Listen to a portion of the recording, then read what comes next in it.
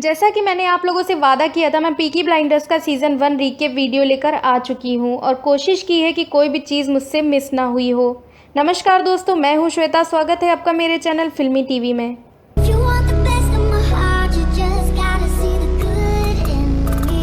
Season 1 की starting में हम देखते हैं कि वर्ल्ड वॉर फर्स्ट के युद्ध में हिस्सा लेने के बाद शेल्बी ब्रदर्स अपनी एक कंपनी स्टार्ट करते हैं, जिसका नाम वो शेल्बी कंपनी लिमिटेड रखते हैं। इस कंपनी में घोड़ों पर पैसा लगवाने वाले या कह सकते हैं रेस बेटिंग कराने वाले बुक मेकर्स का काम ये लोग शुरू करते हैं। लेकिन ये काम इतना आसान नहीं जितना दिखता है, क्योंकि इसमें काफ़ी खून खराबा है। इस काम में इनके काफ़ी कॉम्पिटिटर्स हैं, जिसमें सबसे बड़ा कॉम्पिटिटर इनका बिली किम्बर है, जो कि काफ़ी घमंडी और सनकी टाइप का इंसान है।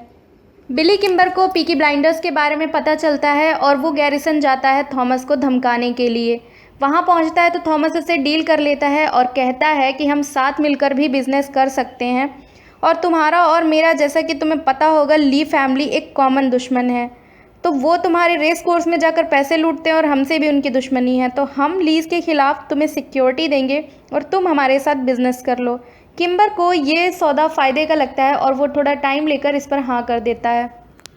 इंग्लैंड गवर्नमेंट के कुछ हथियार गायब हैं और इस चोरी का शक पीकी ब्लाइंडर्स पर भी है। तो इस बारे में बात करने के लिए आंट पॉली थॉमस को चर्च में बुलाती हैं और उनके पूछने पर थॉमस बताता है कि उसने अपने आदमियों को कुछ मोटरसाइकिल्स चुराने भेजा था, लेकिन उसके आदमी गलती से BSA का बॉक्स उठा लाए। इस बॉक्स में 25 machine guns, 10,000 ammunition cartridges, 50 semi automatic rifles, 200 fully loaded pistols हैं। ये सुनकर आंट पॉली घबरा जाती हैं और तुरंत इन्हें वापस करने को कहती हैं। लेकिन थॉमस अपने गैंग को पावरफुल बनाने के लिए अपने पास ही रखना चाहता है, क्योंकि उस टाइम पर हर छोटी गैंग के पास पिस्टल राइफल्स नहीं हुआ करती थी। इन हथियारों की चोरी की खबर इंग्लैंड के प्रेसिडेंट विंस्टन चर्चिल तक पहुंच चुकी है और उन्होंने स्पेशल ब्रांच के chief police officer Chester Campbell को भेजा है, जो कि सारी इन्फॉर्मेशन कलेक्ट करके आया है, और उसके प्राइम सस्पेक्ट फ्रेडी थॉर्न और पीकी ब्लाइंडर्स हैं। फ्रेडी थॉर्न और थॉमस में बनती नहीं, हालांकि ये दोनों कभी बहुत अच्छे दोस्त हुआ करते थे। लेकिन फ्रेडी और थॉमस की बहन एडा शेल्बी एक दूसरे से प्यार करते हैं, और जब एडा प्रेग्नेंट हो जाती है तो फ्रेडी और एडा शादी कर लेते हैं। इस बात से थॉमस काफ़ी नाराज़ है और बहुत गुस्से में भी है, लेकिन आंट पॉली किसी तरह उसे समझाती है और कहती है कि उन दोनों को उनकी ज़िंदगी जीने दे। गन्स के बारे में बात करने के लिए कैम्पबेल और थॉमस एक मीटिंग अरेंज करते हैं, जहां थॉमस कैम्पबेल से कहता है कि गन्स मेरे पास हैं, लेकिन उन्हें वापस करने के बदले में पुलिस मेरी फैमिली को परेशान नहीं करेगी और मेरे बिजनेस में दखल अंदाजी नहीं करेगी। और अगर तुम ये बात नहीं मानते तो गन्स को बहुत लोग ढूंढ रहे हैं, जिनमें से IRA भी एक है। ये गन्स मैं उन्हें दे दूंगा और गवर्नमेंट को फिर काफ़ी परेशानी उठानी पड़ सकती है। IRA, आयरिश रिपब्लिकन आर्मी, ये कुछ आयरिश हैं जो ब्रिटिश गवर्नमेंट से निकलकर एक अलग स्टेट बनाना चाहते हैं, और इसीलिए इन्हें हथियारों की भी ज़रूरत पड़ती रहती है। इस बारे में IRA थॉमस के साथ एक मीटिंग कर चुका है। तो थॉमस की बातें सुनकर कैम्पबेल के पास कोई चारा नहीं बचता और वो थॉमस की सारी शर्तें मान लेता है।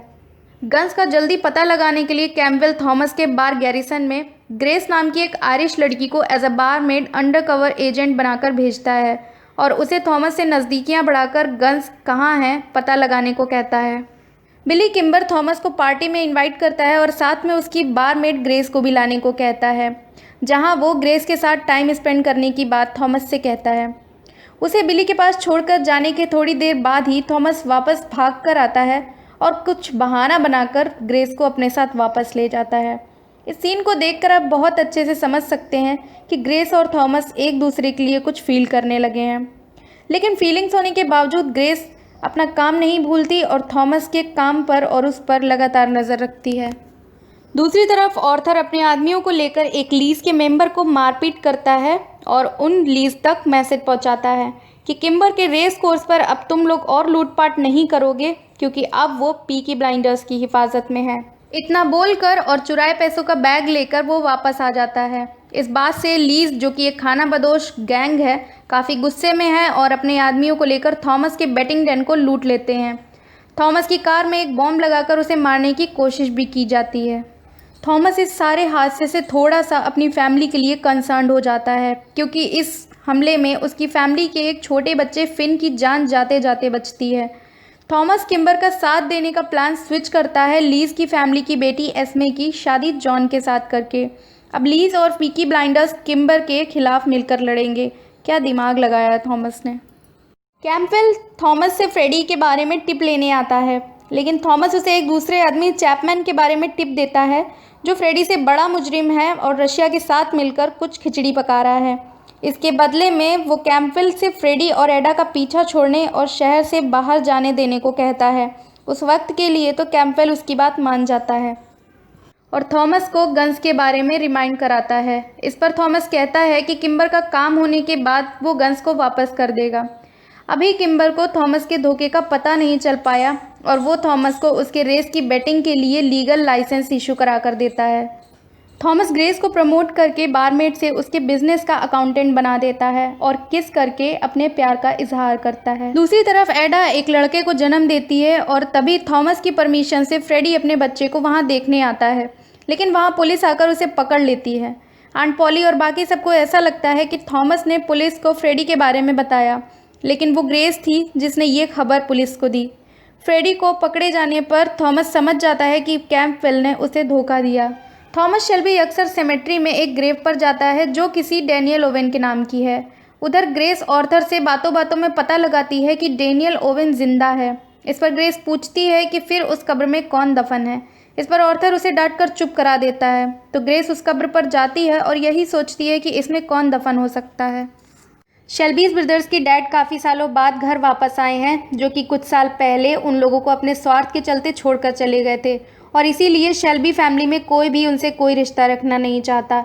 लेकिन ऑर्थर अपने डैड से इमोशनली अटैच है और उनसे मिलने के लिए जाता है, लेकिन उनके डैड को देखकर लगता नहीं कि वो थोड़ा भी सुधरे हैं, क्योंकि वो ऑर्थर से इंग्लैंड में कसिनो और बिजनेस शुरू करने के नाम पे काफ़ी पैसे ऐंठते हैं और वहाँ से रफू चक्कर हो लेते हैं। अपने डैड के इस रवैये से ऑर्थर काफ़ी डिस्टर्ब हो जाता है, यहाँ तक कि वो फांसी लगाकर अपनी जान तक लेने की कोशिश कर लेता है, लेकिन किस्मत के चलते वो उसकी जान बच जाती है। थॉमस पहले ऑर्थर पर गुस्सा होता है, लेकिन फिर वो हंसकर कहता है कि जब चीज़ें अच्छी होने लगी हैं तब तुम ये करने निकले हो। थॉमस ऑर्थर को बताता है कि हम तीनों शेल्बी ब्रदर्स अब लीगली बिजनेस के पार्टनर बन चुके हैं और अगर अब तुम मर भी जाओगे तो जॉन और मुझे ही फ़ायदा होगा, तो अगली बार अगर मरना हो तो गन यूज़ करना। इस बात पर दोनों हंसने लगते हैं। थॉमस शेल्बी कैम्पबेल से कहता है कि IRA का चीफ उससे मिलने आने वाला है और वो चीफ को पुलिस को सौंप सकता है।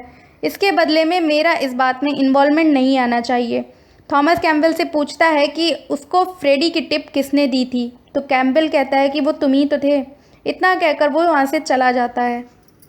थॉमस जल्दी गैरिसन आकर ग्रेस से कहता है कि मुझसे कुछ लोग मिलने आने वाले हैं, तुम अंदर ही छिपी रहना और बाहर आकर उन पर गन पॉइंट करना, लेकिन फायर मत करना।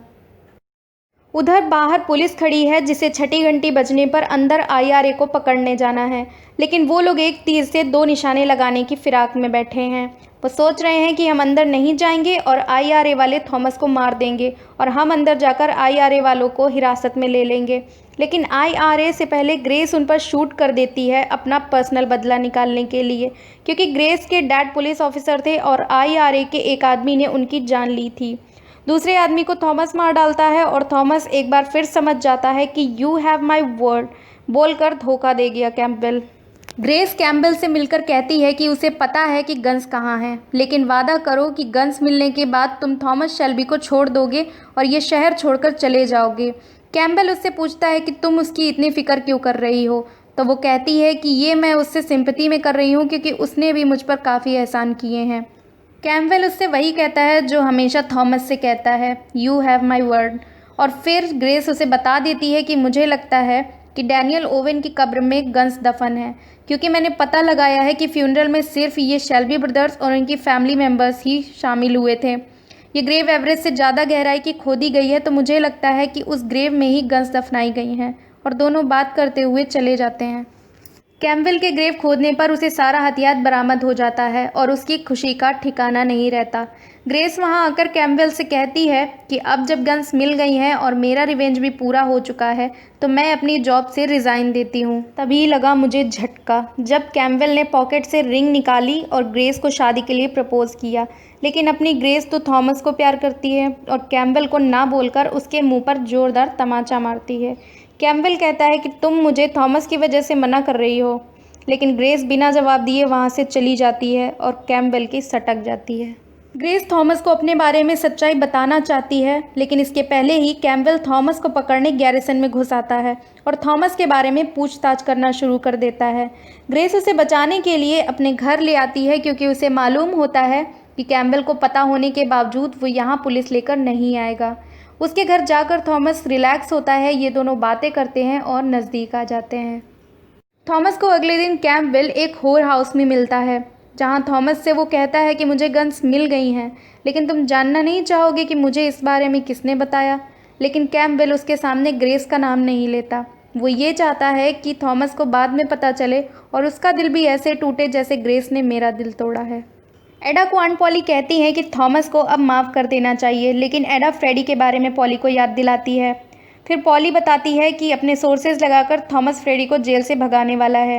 ये सुनकर एडा खुश हो जाती है और थॉमस को माफ़ कर देती है। पीकी ब्लाइंडर के किम्बर गैंग पर हमला करने की खबर बिली किम्बर को मिल चुकी है और वो पीकी ब्लाइंडर पर हमला करने के लिए निकल चुका है। थॉमस को किम्बर के आने की खबर मिलती है तो वो चौंक जाता है, क्योंकि ये बात उसने किसी को नहीं बताई थी। फिर पता चलता है कि पुलिस ने किम्बर को खबर दी है और पुलिस को ग्रेस ने। तो अब पॉली थॉमस से कहती है कि तुम नहीं, मैं डील करूँगी ग्रेस को, तुम किम्बर से निपटो। और गैरिसन जाकर ग्रेस को 1 दिन की मोहलत देती है शहर छोड़ने के लिए। पीकी ब्लाइंडर्स इस हमले के लिए तैयार हैं और फ्रेडी भी अब इनके साथ मिल चुका है। कैम्पबेल को जब खबर मिलती है तो वो अपने पर्सनल दुश्मनी थॉमस से निकालने के लिए अपने पुलिस वालों को स्ट्रीट पर जाने के लिए मना कर देता है। वो सोचता है कि किम्बर थॉमस को मार देगा तो उसका बदला भी पूरा हो जाएगा और उसे हाथ भी नहीं गंदे करने होंगे। दोस्तों, अब आता है सीज़न 1 का एपिक मोमेंट, जब पीकी ब्लाइंडर्स और किम्बर गैंग आमने सामने हैं। लेकिन बीच में एडा अपने बेटे कार्ल मार्क्स को लेकर आ जाती है और कहने लगती है कि तुम लोग अपनी फैमिली की खातिर वापस चले जाओ, क्योंकि झगड़ा थॉमस और किम्बर के बीच का है।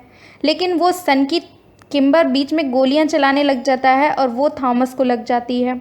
अब थॉमस की बुद्धि सटक जाती है और वो सीधा किम्बर का भेजा एक वार में उड़ा देता है और उसके आदमियों को कहता है कि जाकर अपनी फैमिली से मिलो और किम्बर की बॉडी उठाकर ले जाओ।